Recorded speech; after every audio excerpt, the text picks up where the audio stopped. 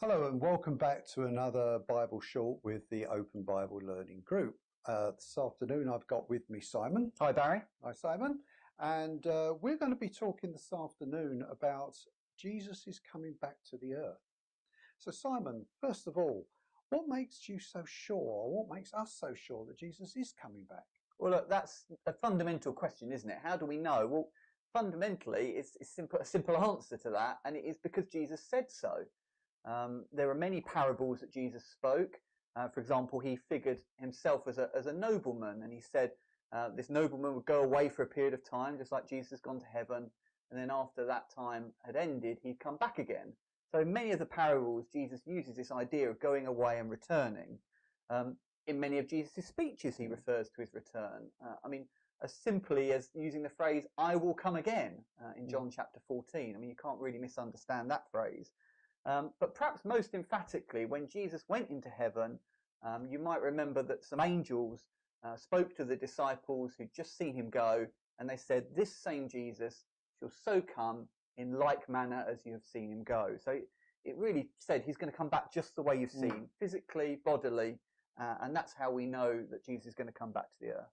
So it begs the question, doesn't it, really, then, if he's returned to the earth, why do people go to heaven?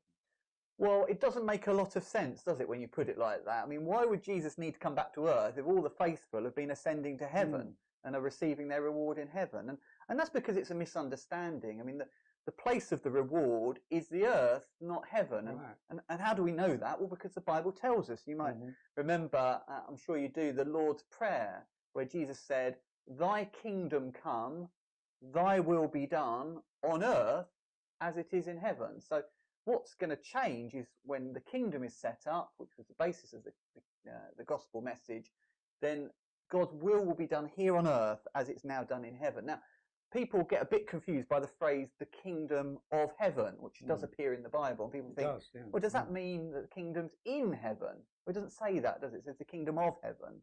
And how are we to understand that?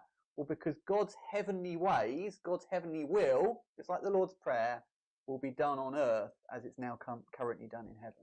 So why hasn't he come back yet? Well, that's because there's a period of delay, which gives us all the opportunity to respond. It gives you the opportunity to respond, Barry, and myself, and anyone who's listening to this short, and indeed anyone in the world who wants to pick up their Bibles. So it's an intended delay.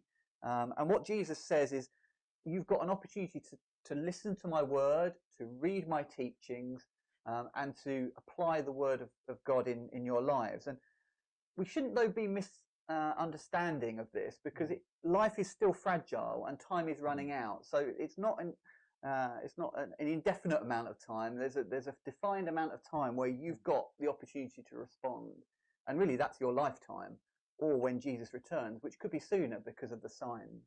And when he does return, what will he actually achieve?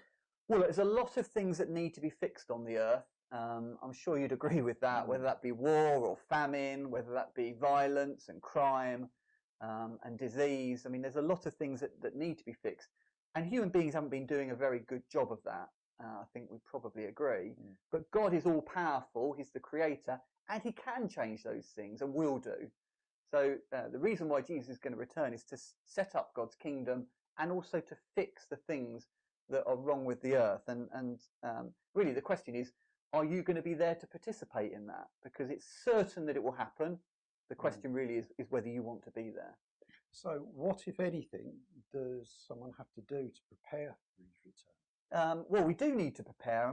I referred to that parable of the nobleman, and when the nobleman went away, the servants needed to do certain things. And there's a lot of parables, like the parable of the talents, where some money was given to some servants who needed to make a return on that money to show that they'd properly used their opportunity. So this is our day of opportunity. Listening to this Bible short is a good start.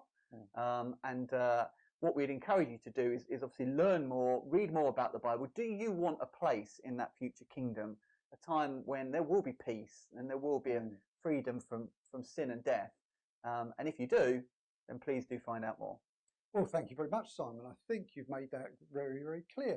That's an introduction to the subject. But if you'd like to know more, we have other Bible shorts, and we have a website which is the openbiblelearninggroup.com, and there's plenty of resources on there you'll find, including more of the shorts. If you want more details, just look up here.